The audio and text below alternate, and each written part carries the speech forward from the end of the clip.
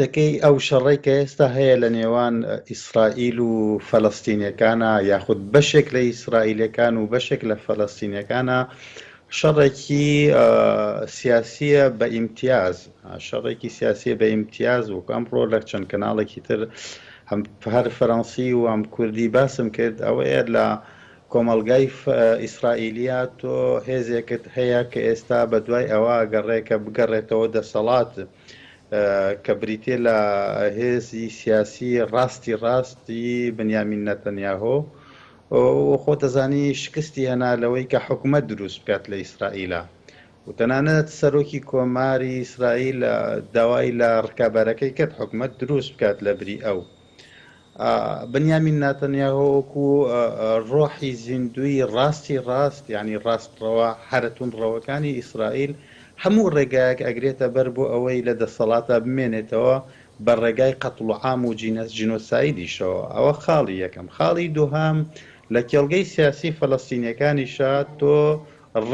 ڕاستێکت هەیە کە بریتێ لە بزوتنەوەی حەماس. خۆتەزانی هەڵبژارنەکانی فەلەستینیش بەڕێوەنا ئەوانیش بە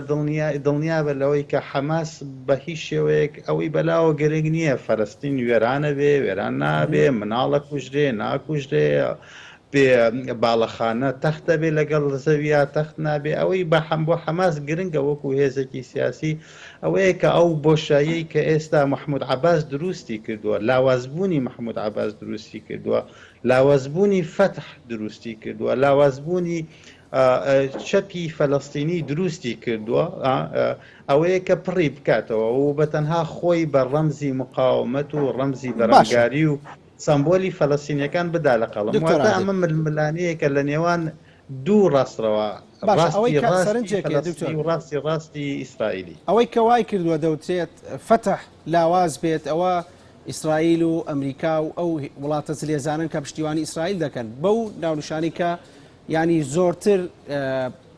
فۆکسیان لەسەر ئیسرائیل لە پشتیوانی ئیسرائیل دەکەن کەمتر هەنگاویان ناوە بۆی کە هاوکاری فتحکەن بۆی لە نێوەندەکە ڕۆڵی سەرەکی هەبێ بۆیە حەماس بەو کاردانەوانی کە هەی بووە ڕۆڵی خۆی هەم دەرخستەوە هەم دەتوانێت کە شەقامی فەڵەستینی بە هاوپێچی خۆی بکات. تۆ چی دەڵێ؟ ئەوە نییە ئەوە یەکێکە لە هۆکارەکان ئەوە لە ڕاستیە یەکێکە لە هۆکارەکان ئەگەر تۆ بێت و لاوازبوونی فتح و محمود عەباس بەتەنها گرێ بدەیت بەوەی کە بە هاوکاری سیستمی ئینتەرناسیۆنال ئەوە تەحلیلێکی ڕەوانیە ئەبێ چەندین هۆکاری تر هەیە باسی بکەی هۆکاری ئابووری هەیە هۆکاری کولتوری هەیە هۆکاری سیاسی هەیە هۆکاری تەنزیمی هەیە خۆ دەزانی ئێستا ئەمانە بۆ نمونە کەسێکی وەکو محمود عەباس و فتح کە هەزاران هەزار بەڵێنیان بە فەلەستینیەکاندا بەڵام کاتێ دەسەڵاتیان گرتە دەست ناپاکیان لە هەموو بەڵێنەکان کرد. تۆ تەماشا بکە ئەو ناوچەیە کە فتح ئەیبا بەڕێوە یەکێکە لە ناوچە هەرە گەندەڵەکانی جیهان لە ڕووی گەندەڵیەوە ینی متمانە لە نێوان مرۆڤینەوەی نوێی فەلەستینی و ئەم داینەسوورانەی فتحە بە تەواوی بڕا و کۆتایی پێهاتوە بە پێی چەندین داتا کە ئێستا ئێمە لە بەردەستمانان لە ئەنستوتی فەڕەنسی نزیکەی لە 180 نەوەی نوێی فەلەستینی هیچ جۆرە متمانەیەکی بە فتح و بە محمود عەباس نەماوە. خاڵی یەکەمیشی بریتێ لە گەندەڵی خاڵی دووهەمی بریتێ لەوەی کە تا ئێستا لە نەوەدەکانەوە فتح مفاوەزاتەکە لەگەڵ ئیسرائیلە نەوەی نوێی فەلەستینی لە خۆی پرسیارەکە ئایا هەم بە شەڕ و هەم بە مفاوەزات فتح چی کردو بۆ فەلەستینیەکان هیچ ڕۆژ لە دوای ڕۆژ فەلەستین و خاکی فەلەستین وای لێ دێت خەریکە ئەبێ بەلادەیەکی بچوو اینجا لە ڕووی ئاوەدانکردن و بیناکردنەوە بە ملیارد دۆلار ڕژاوە بەسەر فتح و محمود عەباسە بزانین بۆم گرنگە دکتۆر ببوورە لە ڕووی خاکەوە ینی بۆچی ساڵ لە دوای ساڵ خاکی فەلەستین بچووک دەبێتەوە و ئەوەی کە وای کردووە ینی چ شتێکە ئیسرائیل چی بەکارێناوە بۆی کە زەویەکان بیناکان بکرێتەوە. تۆ دەزانی کە ئەم شەڕی ئێستا لە یەکێک لە گەڕەکەەکانی حەیجەراح بوو کە چەند خاوەن ماڵێک نیان ویسخانەکانیان بفرۆشن و چ کاریگەریەکیە بۆ لەسەر ململانێکە تۆ لە بیرت نەچێ ئەزانی چۆن پێش هەموو شتێک ئەمە بە ئەمە یەکێکە لە دەرەنجامەکان بەڵام خاڵی سەرەکی بریتێ لەوەی کە تۆ خاکێکت هەبووە لە سەرەتای بیستەکانە کە پێی وترێ نیشتمانێکت هەبووە پێی وترێ نیشتمانی فەلەستینی و هێزێکیشت هەبووە ئەم هێزا لە دەرەوە هاتووە ئەم خاکەی داگیر کردووە. ئەسڵی مەوزوعەکە لێرەیە. ئەو جوولەکانەی کە ئێستا لە ئیسرائیلن لە خاکی فەلەستینن، ئەوەی کە ئێستا بە ئیسرائیل ناسراوە،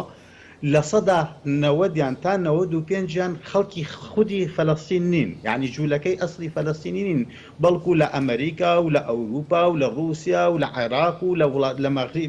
وڵاتە ماخاریبیەکان و لە دنیاوە هاتوون کۆچیان کردووە و فەلەستینی ئەسڵەکانیان دەرکردووە. ئەمە بۆکو بنەمات و ئەبێ هەرگیز لە بیرت نەچێ. بنەماکە بریتێ لە چی؟ بریتێ لەوەی کە فەلەستین داگیر کراوە لەلایەن هێزێکی کۆلۆنیالیستەوە لە 20ەکانەوە تا ئاگاتە چلەکان تا ئاگاتە 60ەکان. بەڵام ئێستا بمانەوێ و نەمانەوێ لەسەر ئاستی سیستمی ئەنتەرناسیۆنال ئیسرائیل دەوڵەتێکە دانی پیانراوە، وانە نەک هەر دەوڵەتێکە دانی پیانراوە، بەڵکو یەکێکە لەو دەوڵەتانەی کە وڵاتانی سیستمی ئەنتەرناسیۆنال لەسەر لە چەندین بوارە گرەوی لەسەرەکەن و هاوپەیمانی ستراتیژیان هەیە لەگەڵیانە. ئەم دوو خاڵە زۆر گرنگن بۆ وەڵامدانەوەی پرسیارەکەی. یەکەم تۆ هێزێکت هەیە، هێزێکی کۆلۆنیالیستە. دووهەم ئەم هێزە کە ئێستا دانی پیانراوەکو دەوڵەتێک پشتیوانێکی ئەنتەرناسیۆنالی هەیە بۆ ئەوەی ڕۆژ لە دوای ڕۆژ خاکی زیاتری فەلەستینەکان داگیر بکە، بەبێ ئەوەی تۆ مجتەماعێکی دەولیت هەبێ لە ئەنجومەنی ئاسایشەوە، لە نەتەوە یەکگرتووەکانەوە، لە یەکێتی ئەوروپاوە، تەنانەت لە جامیعەی عەرەبیەوە بتوانێت پێی بڵێ ستۆپ. زۆر باشە دکتۆر، بەڵام ینی هەموو جارێک کاڵۆزی لە نێوان ئیسرائیل و فەلەستین دروست دەبێت. دەزانیت لەسەر ئاستی دنیا خەڵکانێکی زۆر هەڵوێستی سۆزداریان بۆ هەستی خۆیان بۆ فەلەستینەکان دەرەبڕن، بەڵام وەکو تۆ دەڵێیت ینی پشتیوانی نێودەوڵەتیەکە لە شوێنێکی ترە بۆ ئیسرائیلەکانە. ئیسرائیل چۆن توانیوێتی سوود لەمە ببینێ و چ شتێک وەکارە بۆی کە فەلەستینەکان بەم شێوە لاوازە دەرکەون لەسەر ئاستی دنیا پشتیوانیان نەبێ؟ ئەزانی ئەوە پەیوەندی بە کۆمەڵە شتەوەی تۆ لە بیرت نەچێت کە ئیسرائیل لە ئەمریکای لاتین نییە، ئیسرائیل لە ئەو دەوڵەتی ئیسرائیلی لە ئەوروپا نییە، وانە ئیسرائیل لە ناوچەیەکایە کە بەشێکی حرە زۆری مشکلە و گرفتەکانی جیهانی تیا کۆبووەتەوە، کاویش بریتە لە ڕۆژهەڵاتی ناوەڕاست. ئێستا کە تۆ لە هەر شوێنێکە باسی ڕۆژهەڵاتی ناوەڕاست دەکەی لە ئەمریکا، لە ئەوروپا، لە هەر شوێنێکی دنیا، یەکەم شت بە خەیاڵدانی مرۆڤێکی سادەی سەر جادە دێت، نەک توێژەرێک، نەک مامۆستایەکی زانکۆ، نەک دیپلۆماتێک، هەر مرۆڤ هاوڵاتێکی ئەسادە یەکسەر بریتە لە گرفت. ینی گرفت ڕۆژهەڵاتی ناوەڕاست یەکسانە بە گرفت. سیرکە یەمەنت لێ بووە بە گۆمی خوێن، وانی عێراق لە بەردەم تەقینەوەی زۆر گەورایە. ئێران دەوڵەتێکی منبوزە و دەرکراوە لە خانەوادەی لە خێزان لە ئوسرەی جیهانی، وانە تەماشای مسر کە لەلایەن دیکتاتۆرێکەوە ئەبرێ بەڕێوە. سووریا ئەوە شەڕی هەمووانە، دژی هەمووان. لە لیبیا شتێک نەماوە بە ناوی دەوڵەت. ئەمەوێ بڵێم تۆ لەناو ئەم ڕۆژهەڵاتە عەرەبی سعودی تەماشاکەی قەسابێکەی با بەڕێوە. لە تورکیا سوڵتانێک هاتووە تەماشاکە چی لە کوردەکانەکە، چی لە ئەرمەنیەکانەکات، چی لە کەمینەکانی ترەکە و هەر ڕۆژێک گرفتێکت بۆ دروستەکە. وڵاتە گەورەکانی سیستمی ئەنتەرناسیۆنال کاتێک لەناو ئەم قوڕاوەی ڕۆژهەڵاتی ناوەڕاستە تەماشای ئیسرائیلەکەن، بەلای کەمەوە پیان وایە ئیسرائیل وڵاتێکە لایەنی کەمی سەقامگیری تایە، لایەنی کەمی ئاسایشی تایە، لایەنی کەمی دیموکراسی لەناوەوە تایە. هەموو ئەمانەوە لایەنی کەمی گەرانتی ئەدا بۆ شەراکەت و هاوکاریکردنی وڵاتە گەورەکانی سیستمی ئەنتەرناسیۆنال. هەموو ئەمانە ویان کردووە کە پشتیوانی کۆمینۆتەی ئەنتەرناسیۆنال و کۆمەلگای ئەنتەرناسیۆنال بەدەست بێنی. ئەوە خاڵێکی تریش کە زۆر گرنگە کە تۆ لە بیرت نەچێ بریتێ لە گرەی مێژوو. گرەی مێژوو چییە؟ ئەوەیە کە لە نێوان 40 بۆ 44 خۆ دەزانی چی لە ئەوروپا ڕوویدا. چۆن ئەوروپیەکان، کاڵەم ئەوروپیەکان مەبەستم ئەڵمانیای ئەوروپیە، هیتلەری ئەوروپیە، چۆن ئەوروپیەکان جوولەکەکانیان سووتاند، چەند ملیۆن جوولەکەیەکیان سووتان. ئەم جینۆسایدکردنی جوولەکە بووە بە گرەیەکی ئایدۆلۆژی و کولتوری و تەنانە سایکۆلۆژیش لای ئەوروپیەکان کە تا ئەم چرکە ساتە پیان وایە هێشتا لەو گرێ ڕزگاریان نەبووە، هێشتا ئەو قەرزەی جوولەکەکانیان نەداوەتەوە. بۆیە ئێستا پارێزگاریکردن لە جوولەکەکان بووە بە هێڵێکی سوور بۆ ئەوان کە بە هیچ شێوەیەک ئامادە نەبن دەستی لێ هەڵبگرن. باش هەچ کاتێک کاڵۆزی لە نێوان ئیسرائیل و فەڵەستین دروست دەبێت تۆ دەزانیت و دڵنیام سەرنجی تایبەتیشت هەیە لە نێوەمەی کووردا دابش دەبین بەسەر چەند بەرەیەک لەگەڵ ئیسرائیلین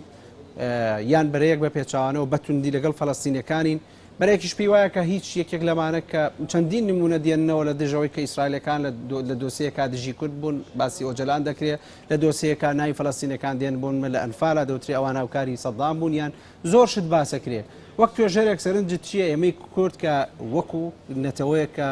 ژێردەستە بووین یان بەشێکی ئەم خاکەی ئێستاکاریمی کوردستانە ئازاد بووە بەراورد بە فەلەستینەکان لەم بابەتەیە هاوبەشین پێ تۆ ئەمە بێت چۆن دۆسیانە بڕوانی پێم وایە دۆخێکی ئاساییە ئەوەی کە ئێستا لە کۆمەلگای کوردیا و لە کوردستان و عراقش بە شێوەیەکی گشتی تێبینی ئەەکەین ڕۆژانە چ لە تۆڕە کۆمەڵایەتەکان چ لە میدیاکان چ لە ڕۆژنامە و گۆڤار و تەلەڤیزیۆنەکان دۆخێکی زۆر ئاساییە واتە ئەوەی کە ئێستا ڕوەدات لە کوردستانە ئیسیسنایەک نییە کە تەنها لە کوردستانە سەراسی دنیاش بەو شێوەیە مانەکەی حاڵەتێکی سروشتیە لەوەی کە لە کوردستان ڕۆدا بەچی مانایەک بەو مانایی کە تۆ کۆمەلگای فەڕەنسیش بگرە باش نییە ئێستا کۆمەلگای فەڕەنسی کۆمەلگای ئەڵمانی کۆمەلگای بەریتانی تەنانەت کۆمەلگای ئەمریکی دابش بووە ئەو دابشبوونەی لە کوردستان هەیە لێرش لە فەڕەنساش هەیە بەوەی کە چەند هەزار خەڵکتن تەنانەت بەشێکیشان هەر جوولەکەن خودی جوولەکەن بە ئاین دێنە سەر جادەکان ڕۆژانە خۆپیشاندانەکەن مانیفستاسیۆنەکەن دژی بنیامین نەتەنیاهۆ دژی دەوڵەتی ئیسرائیلی و هاوسۆزی لەگەڵ فەلەستین لەگەڵ ئەمەشە هەزاران هەزاری تریشت هەیە کە دێن بەرگری لە ئیسرائیلەکەن و لە دەوڵەتی ئیسرائیلەکەن مەبەستم ئەوەیە ئەو دابشبوونە وەکو هین وەکو نەخۆشیەک باوەڕ نەگیرێ بەڵکو وەکو حاڵەتێکی تەندروست لە ناو کۆمەلگایەکی زیندوان بە پێشەوانەوە من پێم وایە ئەگەر بەهاتایەت و کورد هەمووی وەکو یەک بیری بکردایەتەوە ئەوە جۆرێک و لە مردن جۆرێک و لە نازیندووبوونی کۆمەلگا ئەو دابشبوونە بەسەر لایەنگری و نالایەنگریە من پێم وایە حاڵەتێکی تەندروست لەسەر ئاستی دەوڵەتەکان قسەی جیاواز کرا و حیزبەکان شتی جیاواز دەڵێن لە هەرێمی کوردستان لەسەر ئاستی سیاسی پێویستە چۆن مامەڵە بکرێت لەگەڵ ئەم دۆسەیە ئەمە جەنابەت ئەڕۆیتە مەیدانێکی ترەوە من لە کۆمەلگاوە ئاپەڕیتەوە بۆ دەوڵەت لە بۆچوونی کۆمەڵایەتی و چینە کۆمەڵایەتەکانەوە ئەڕۆیتەوە بۆ هەڵوێستی دیپلۆماسی من پێم وایە هەڵوێستی دیپلۆماسی کوردی ئیتر چ لە سووریا بێت چ لە عراق بێت چ کوردی ئێران بێت چ کوردی تورکیا بێت پێویستە زۆر بە حەزەرەوە زۆر دووبارەیەکەمەوە زۆر بە حەزەر و بە وریاییەوە دەست بۆ ئەم کێشەیە ببات واتە ئەوەنە بەس نییە کە تۆ هێزێکی تەماشاکە هەندێک هێزی سیاسی هەیە لە کوردستانە بە خێرایی ئەکەونە حەڵەوە ئەو ململانەیە کە لە نێوان تورکیا و فەڕەنسا دروست بوو وانە لەسەر ئاستی کۆمەلگا و تۆڕە کۆمەڵایەتەکان و تەلەڤیزیۆن و رادیۆ و ڕۆژنامە هەرچیە بێ با ببێ بەڵام تۆ وەکو هێزێکی سیاسی ناکرێت بیت بە فەرمی هەڵوێست دەرببڕی بۆ ئەوەی پشتیوانی تورکیا بکەیت لە بەرامبەری فەڕەنسا یا پشتیوانی لە فەڕەنسا بکەیت لە بەرامبەری تورکیا تۆ هێزێکی سیاسیت ئەبێ سەربەخۆیی بیرکردنەوەی خۆت و سەربەخۆیی ستراتیژێتی خۆت و جیهانبینی تۆ کێشەیەکت هەیە کە بوویت بە حیزبی سیاسی کێشەیەکت هەیە ئەبێ هەموو دنیا بخەیتە ناو بەرژەوەندی ڕابکێشیت بۆ بەرژەوەندی ئەو کێشەی خۆت نەک کێشەکەی خۆت بخەیتە بەرژەوەندی کۆمەڵێک ئەکتەری ناو سیستمی هەرێمایەتی یا ناو سیستمی ئەنتەرناسیۆنالەوە ئەمەش کە ئێستا ڕوویداوە ئەوە دڵنیاتەکەمەوە ئەو کاتەی کە پێش ئەوەی چەند هێزێکی سیاسی هەڵە بکەن لە پشتگیریکردنی فەڕەنسا یا تورکیا من ئاگادارم کردنەوە بەڵام بەداخەوە گوێم لێ نەگیرە ئێستا لە پشتی پەردەوە هەر بەشێک لەو هێزانە خۆیان پەیوەندی بە منەوەکەن و پیان وا بوو ئەگەر گوێیان لە من بگرتە باشتر بوو بۆ خۆیان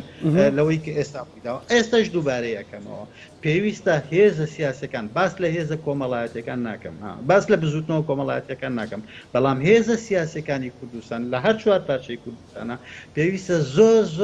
زۆر بە حەزەرەوە هەڵوێستی سیاسی خۆیان دەرببڕن لەسەر ئەوەی کە لە نێوان فەلەستینەکان و ئیسرائیلەکان ڕوەدات گەرنا دواتر ئەبێت تەحمولی دەرەنجامەکانی باش بەراورد بە وڵاتانی وەکو تورکیا سووریا ئێران عراق ئێمەدا بەش بووین تایدا لەگەڵەوەش هەندێک لە وڵاتانی عەرەبی کە جۆرە پەیوەندیەکی بزنس و بازرگانی گەورەیان لەگەڵ ئیسرائیل هەیە ینی هەندێک جار دەوترێت دەبێت چاولەوە بکەین بزانین ئێران و تورکیا و عراق و سووریا چۆن کاردانەوەیان دەبێت تۆ بەرمبنای ئەمە هاوکێشەیەکی جیاوازتری هەبێت لە ڕووی دیپلۆماسیەوە قسەیەکی جیاوازتر بکەیت. تۆ چی دەڵێیت بۆ نمونە هەندێک لە وڵاتانی کە زۆر بە خۆیان بەرگریکان لە ئیسلام دەزانن پەیوەندی زۆر گەورە و قەبەیان لەگەڵ ئیسرائیل هەیە؟ زانی چۆن ئێستا تۆ دوو پۆلت بۆ دروست بووە لە ڕۆژهەڵاتی ناوەڕاستە. پۆلێکت هەیە کە بریتە لە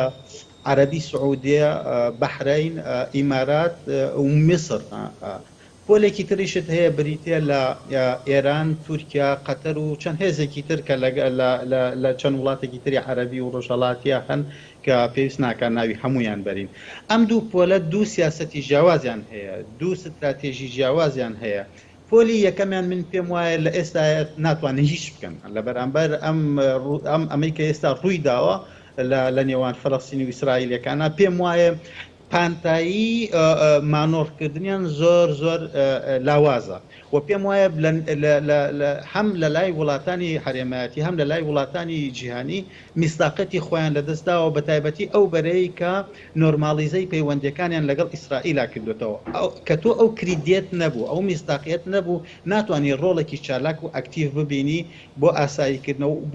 بۆ ئاساییکردنەوەی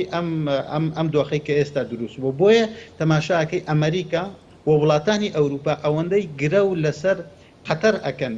کە هێشتا پەیوەندەکانی خۆی نۆرمالیزە نەکردوێتەوە لەگەڵ ئاسایی نەکردوێتەوە لەگەڵ ئیسرائیلە، ئەوەندە گرە و لەسەر عەرەبی سعودی یا ئیمارات ناکەن. بۆیە پێم وایە ئەوەی کە ئێستا قەتەر ئەتوانێت بیکات وڵاتەکانی تر ناتوانن بیکەن. ئەمە خاڵی یەکەم. خاڵی دووەمیش لەبیرت نەچێ ئەم شەڕە، ئەم دۆخەی کە ئێستا دروست بووە دەرفەتێکی زۆر زۆر گرنگە بۆ کەپیتالیزەکردن لە زانستە سیاسەکانە. چەمکێکەیە بە ناوی کەپیتالیزەکرد. کەپیتالیزەکردن یعنی چی؟ یعنی سەرمایە گوزاری بەم ململانەوە کە ئێستا دروست بووە، بەم جەنگەی کە ئێستا دروست بووە لە نێوان حەماس و بنیامین نەتەنیاهو لەلایەن بەشێک لە فەڵەستینیەکان و بەشێک لە ئیسرائیلەکان. چونکە ئەوەی کە هەموو شەڕەکەکە هەموو ئیسرائیل نییە، ئەوەی کە هەموو شەڕەکەکە هەموو فەڵەستینیەکان نینە بێ ئەوە وریابین. ئەو سەرمایە گوزاریە بریتێ لەشی. بۆ نمونە ئەوەی کە تورکیا ئەیکا ئەوە نییە کە ئێرانیکە، ئەوەی کە ئێرانیکە ئەوە نییە کە قەتەرەیکە. هەر یەکێک لەمانە هەوڵەدەن کە ئەم ململانەیە سەر لە نوێ بەکار بێنەوە بۆ بەهێزکردنی سەرمایە ڕەمزەکانی خۆیان لە نێو کێڵگەی سیاسی جیهانی و ناوچەیە. باشە، پێت وایە کە